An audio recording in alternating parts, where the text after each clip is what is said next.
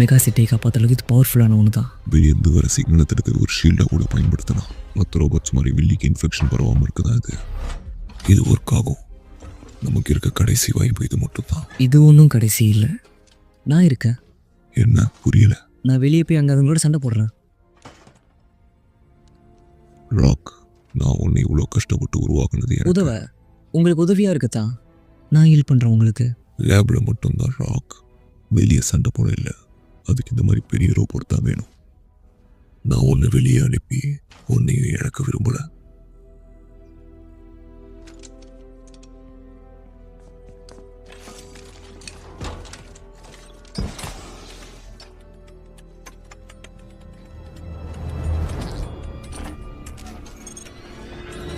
doctor light,